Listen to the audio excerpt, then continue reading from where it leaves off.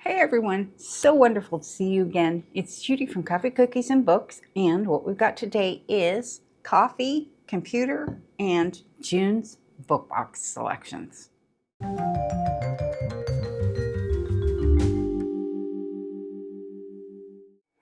Okay, so it is June 1st as I'm filming this, which means my video isn't going to go up until tomorrow morning.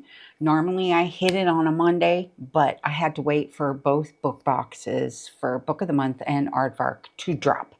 So what we're going to do is we're going to go through these books in real time. I haven't even really taken a very deep look at any of them.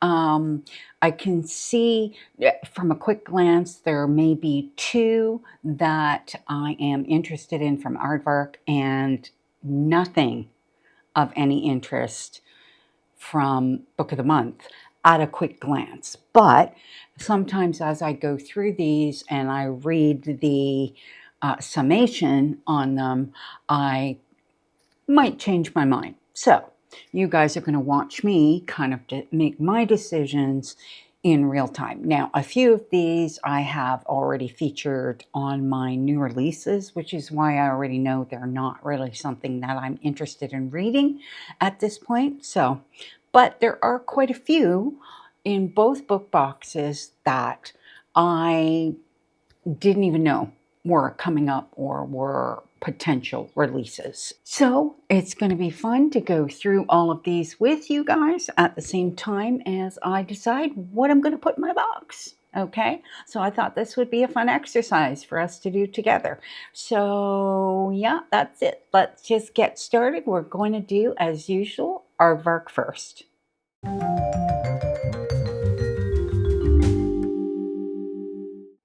Okay, so as usual, Aardvark has 6 selections, and its first selection is Headlights by C.J. Leede, and this is a horror. Now, this was one I featured in my releases video. At least I think I did, because it seems familiar to me. The content warnings for this, I'm sure there's some, is body horror, cannibalism, domestic abuse, and this is one that I'm going to put it in my box.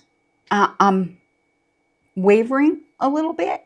It is one that I kind of thought that I might want to wait and hear what the reviews are, but it also does actually interest me quite a bit. So I'm probably going to put this in the box. I'm going to read a little bit of the synopsis for you guys. It says, perfect for fans of The Shining and Long Legs. Best-selling author C.J. Leede's Headlights is a pulse-pounding hunt across the frozen wilderness of Colorado. Every instinct tells him to run. Every memory tells him he can't. Special Agent Daniel Stansfield is ready for a challenge. Burnt out and defeated by the job, it's his last day with the FBI. But before he can turn in his badge, he's summoned back to Denver, the city he ran from 4 years ago, with a chilling message. It's happening again.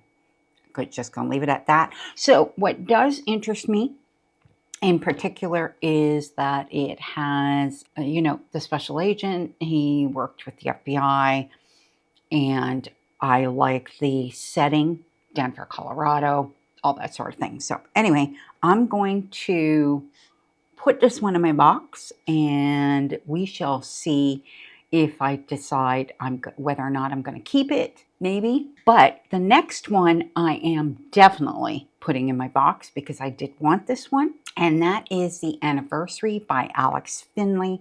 It's a thriller. When I read the synopsis for my new releases video, this one definitely interested me. And it says, every May 1st, a serial killer stalks a small town. Every year, he comes for them. On May 1st, 1992, Jules Delaney and Quinn Riley hardly know each other. Jules is a high school queen bee in a small western town, a predator who strikes every May 1st and then vanishes without a trace. So she has eluded this killer, okay? And then Jules is haunted by the trauma and guilt, tormented by one question: why was she spared? Quinn is newly released from juvenile detention and returns home to devastating news: the unsolved murder of his mother.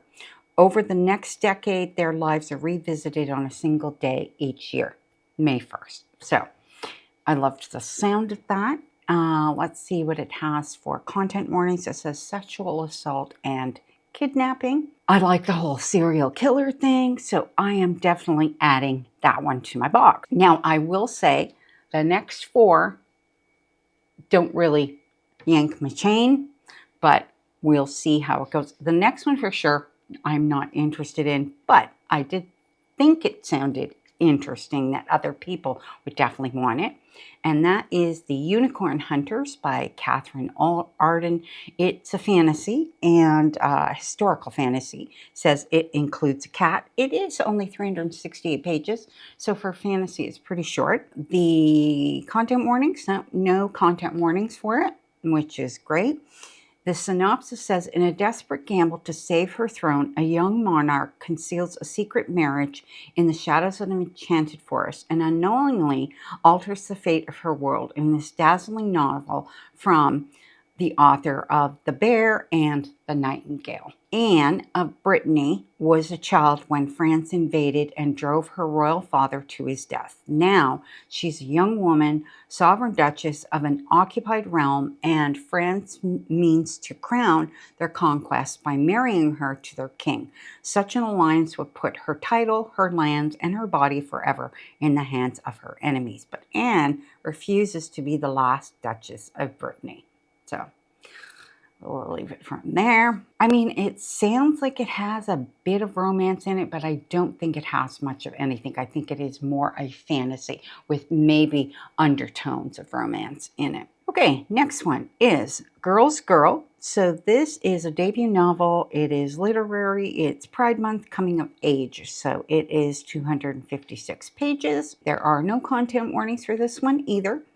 The synopsis, it's by Sonia Feldman. I think I keep forgetting to name the author, but the books always go up so you can see the actual covers, okay? Yeah. Oh, it's early in the morning on a Monday. Okay, so synopsis says, a hypnotic debut about the pivotal summer that shatters the delicate balance between 3 best friends. 15-year-old Mina's whole world is her 2 best friends, but after an unexpected kiss, the established dynamics of their trio quickly unravel. Everything that was once shared openly, from clothes to secrets, now feels impossibly fragile. Loyalties shift and tensions simmer across the long days of this pivotal summer, where the girls have nowhere new to go and everything new to feel. So then it says, looking back, an adult Mina traces the undercurrents of longing that shaped her first experience of desire. So it looks like it has dual timelines, perhaps past and present type thing. Okay, so that's that one. Next one, The Very Definition of Love by Sonia Benoit, and this is debut novel, romance, historical. It says Bridgerton meets Emily Henry in this fresh take on Regency romance about a wallflower writing a dictionary of body slang who arranges her own marriage to the ultimate instructor, the new town rake. And so its dated is 1816, and so yeah, historical romance. Okay, and then last one is Sublimation by Isabel J. Kim, and this is a debut novel, sci-fi thriller, movie, TV coming. Oh, is it a movie, TV? Includes a cat. Okay, no content warnings for this one. At a glance, it says explores immigration, polyvocal narrative, NYCN soul, for past lives fans, doppelgangers, corporate intrigue, heartbreak, betrayal, and the harsh permanence of the border. Sublimation is a thrilling and provocative debut for fans of Severance that asks what you'd sacrifice for a different life from award-winning author Isabel J. Kim. The border cuts you in two. When you migrate, you leave a copy of yourself behind. An instance, one person enters their new country, the other stays trapped at home. Some instances keep in touch, call each other daily, keep their lives and minds in sync in the hopes of reintegrating and resuming a life as one person. Others, like So young Rose Kang leaves home at 10 years old and never speaks to their other selves again. Rose in America never imagined going back to Korea until her grandfather died and her Korean instance called her home for the funeral. So that's that one. Sounds interesting, but I've dragged, I like sci-fi. Everybody knows I like sci-fi. And I have dragged my heels on a couple of their sci-fi. And I've not regretted it. Okay? In the sense saying that from reviews and the things that people have spoken about these specific books, I'm not going to name anything in particular at this point. I'm not regretting the fact that I didn't choose to pick them up. So in this particular case, I think that I'm going to leave this one on the table and see where it goes. I mean, maybe it gets sold out and I can't buy it, which then it's like kismet, right? Yeah. So anyway, so those are the 6. Yeah. The one thing I wanted to check is in the, okay, so the romance, which is a historical romance, the spice rating is 4 out of 5, open door, explicit. So thought it best to mention that. Okay, and it says, at a glance, you'll blush in public. Regency romance includes glossary of vulgar terms, wallflower, and a rake. So those are kind of like, I guess, tropes and that sort of thing. But yeah, it doesn't have any content warnings, but the spice level is pretty high for that one. So thought that that would be important to note, right? Yes. Okay, so that's actually it for Aardvark. As I said, they only have 6 selections. So what we're going to do is we're going to move on to Book of the Month.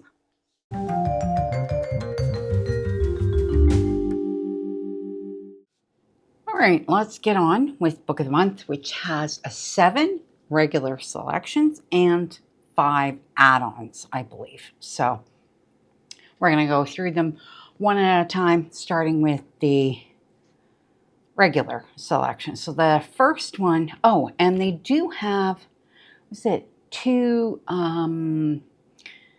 extra selections that I'll go over at the end. So those are kind of like the offset, and I think they're anniversary selections, that kind of thing. So they do have 2 of those this month, so I don't want to forget to mention those. So I'll do those 2 at the very end. Okay, so the first one is Main Characters by Bobby Palmer, and this is a contemporary fiction, and it's an early release. The release date says it's going to hit the bookstores on June 30th, so it's quite an early release, and it is an exclusive through Book of the Month, which I think is really great. So their quick take is, in this innovative love story, the romance between an actor and a director takes center stage. Lights, camera, action.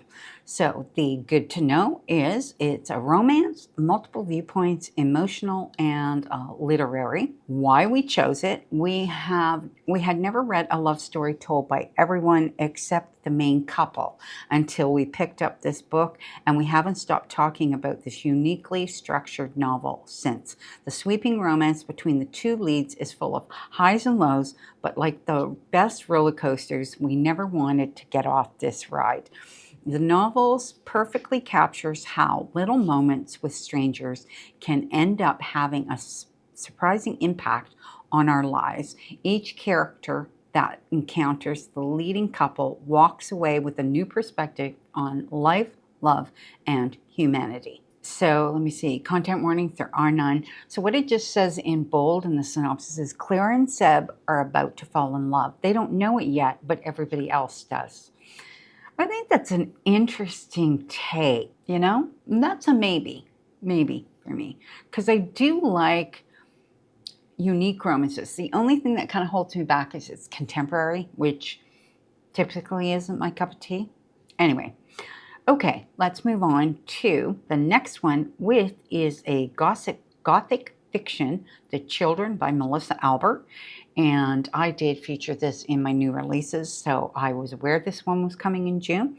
The quick take is, in this atmospheric horror, reality is warped and memory can't be trusted. It's a whole new haunted house story. Good to know is family drama, non-linear timeline, creepy and magical. Why they chose it? It is from tangled forests to missing fingers to mysterious keys. The vibes of this gothic fairy tale are enjoyably haunting from start to finish. The troubled sibling relationship at the heart of this novel offers a nuanced exploration of how children can grow up next to each other but have vastly different childhood experiences. This novel explores the stories we tell about ourselves and our families and made us think about the ways that fiction sometimes reveals deeper truths than nonfiction. And there are no content warnings for it. So there you go. It is not one that I will be including in my box. Next one is The Shrouded Queen, which is a fantasy by Ashley Tropea, I think is how her last name is pronounced. In this Egyptian-inspired fantasy, roles are reversed, relationships are tested, and expectations are defied.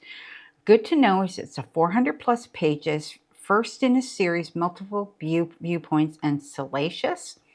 Why they chose it? Whether you're into yearning, spice, banter, or simply men, you can transform into bears. You can guarantee you'll love at least one of the romances in this book. The parallel quests of the princess and her servant plunge both characters into challenging circumstances that left us rooting for their journeys of self-discovery. The Egyptian-inspired world-building travels from vast desert landscapes to ornate palaces to colorful markets, immersing readers in a dangerous, magical realm that feels breathtakingly real. And there's no content warnings for that one either. I will not be including that one. I prefer to wait and see what people think of it. Yeah.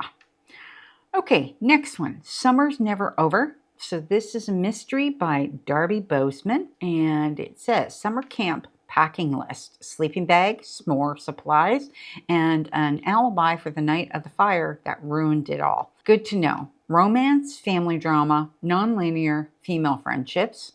Why they chose it? The woodsy southern adventure made us nostalgic for the pools, mess halls, and firesides of summer camp. Hot lifeguard included. The dual timeline plot untangles a long-dead mystery, but it also explores how returning to the scene of the teenage years can sometimes plunge you right back into the insecure, headstrong shoes of your younger self. The nuanced dynamics between the summer camp employees brilliantly captures the ups and downs of complex female friendships. And there are no content warnings for that one either. So, sounds like a perfect one for the summer. I won't be including that one in my box. It just doesn't really yank my chain. So, but I'm sure quite a few people will like the sound of that one. And of course, it being a very summer-oriented one. I think it's a perfect choice for June. Next one is The Missed Connection by T.L. Williams. And this is a romance. Okay, the quick take. When she met him on the plane, it was love at first flight. Can she find her charming seatmate and maybe herself too? So the good to know is it's multiple viewpoints, movie-ish, salacious, friends to lovers. Why they chose it? From accidental mass emails to undercover amateur sleuthing, this book has the zany, adventurous energy of a summer blockbuster movie. It's the perfect read for the pool, the beach, or, of course, the airport.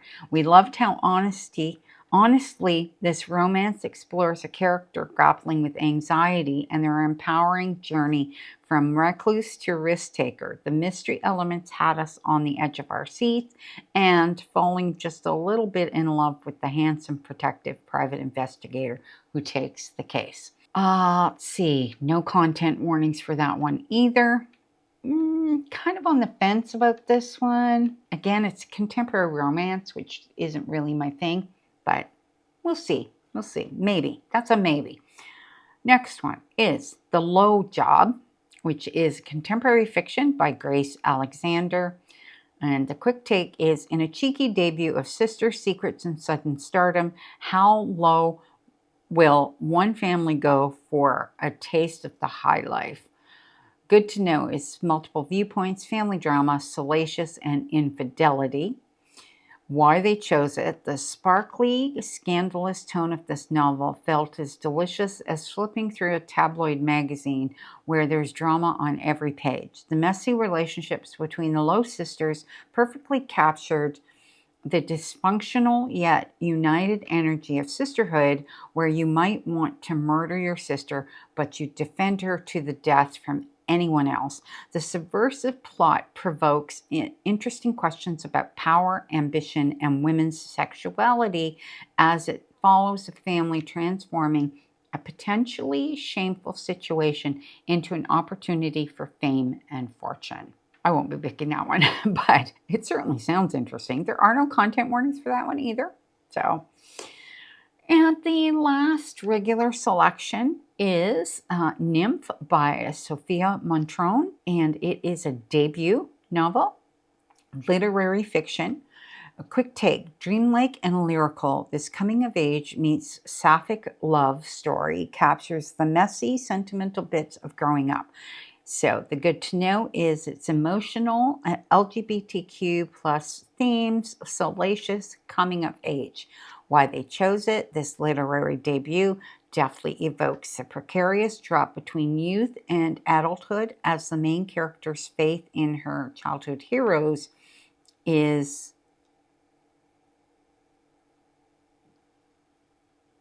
Hold on. I lost my spot. Oh. Just ignore me. I'm old. I'm allowed to do that, especially on a Monday morning. Okay, let's start from the beginning, shall we? The literary debut definitely evokes a precarious drop between youth and adulthood as the main character's faith in her childhood heroes is permanently reshaped. Oh my God.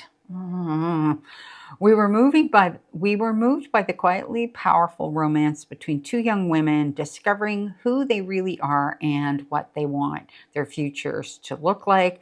The lush Italian setting had us daydreaming of fresh olive oil, rolling vineyards, and a rustic glass of wine at the end of a warm, breezy evening. Okay. I'm not even going to continue because, I completely messed that one up, right? Okay, so that is all 7 of the regular selections. Now, I have no idea because I am in Canada, so that's what's available in Canada. I have no idea if anything is different in the US because lately it's been like that. There have been books that have been missing from what's available in Canada. So I just wanted to say that. And it was awfully odd because Book of the Month they didn't actually come out until June 1st that you could actually see these, whereas normally with Book of the Month, they come out earlier, but they didn't this time around. So a little odd, but that was what happened. Okay, we're going to move on from there. Let's actually talk about the June collections. I was going to do them at the end, but as I scroll down, they're coming up first. So what we're going to talk about first is the offset selection. Okay, and this is, the offsets are titles from indie and international voices for those who seek artistic expression over commercial appeal. The offset is counterbalanced to commercial trends, offering books that are an artful deviation from the expected. So this one's called Worry Doll by Laura McPhee-Browne. And it says that for anyone who understands the power of an unanswered text, Worry Doll is a kaleidoscope shifting novel that gives 2 twisted accounts of the same relationship. Read if you seek a dual narrative that explores the sinister side of love and the grip of delusion, or if you love playing 2 truths and a lie. So it says the angle is it has sapphic appeal, unreliable narrators, read receipts. Synopsis: On an ordinary day, two young women meet on a train. Heloise, the older woman, lives with her boyfriend in Melbourne. Lacey, the other woman, is from Atoria and studies the clouds. What follows is anything but ordinary, a passionate affair that will consume them both in mismatched and maddening ways. So that one sounds interesting. Not enough for me to grab it, but it does sound interesting. So then the other one that they are releasing as a centennial edition is The Catcher in the Rye, which is from 1951. So they have been doing that, and it is by J.D. Salinger. And I don't think I need to read anything about that because I think everybody and their brother knows about A Catcher in the Rye. So that was the other one. So now what we're going to do is we're going to move on to the 5 add-on selections that they have. So the first one is Phoebe Berman's Gonna Lose It by Brooke Averick. This is a romance and it's a debut novel. The quick take is a dream job, check. Good friends, check. But to lose her virginity before turning 30, she'll need the ultimate checklist. So it says it's a light read, laugh out loud, movie-ish, buzzy. Synopsis, just read a little bit of it because it's a little on the longer side. Phoebe Berman fears the one thing she wants the most, love. Thanks to an extremely unfortunate first kiss attempt, crippling intimacy anxiety has plagued her since she was a teen. Phoebe has so much going for her, a dream teaching job, a supportive and hilarious group of friends, and all the romance novels a girl could want at her fingertips, but she can't help but beat herself up over the one thing she can't quite seem to figure out. So it's all about a guide to, she drafts up the ultimate guide to losing her virginity checklist with the hope of finally getting laid. Okay, so it's going to be a funny one. So that one's cute. Okay, next one. This one is The One Day You Were My Husband by Rosie Walsh. It's a thriller. Now, this one actually came up in the middle of the month, but didn't get mentioned, obviously, in the last group, so I'm going to mention it here. This is one that I would be interested in getting, but because it's not a main selection and it's an add-on, I'd have to buy one of the other one, something else, so I'm going to have to wait on this one. Quick take is what happens when the one that got away turns out to be the one who you should have stayed away from. Good to know. It's a romance, emotional, nonlinear timeline, international, and the synopsis, so there's 2 timelines. There's 2010 and 2022. In 2010, Carrie and Johan, madly in love, marry on the beach in Thailand. 5 months into their romance, Carrie, a British surgical intern, knows she's being uncharacteristically impulsive, but is happy to care. But as the wedding festivities stretch into the night, armed men swarm the beach and arrest Johan for crimes unknown. In police custody, Johan refuses to see or speak to Carrie. She never sees him again. In 2022, Carrie is settled in the English countryside with her husband Robin and their 6-year-old twins.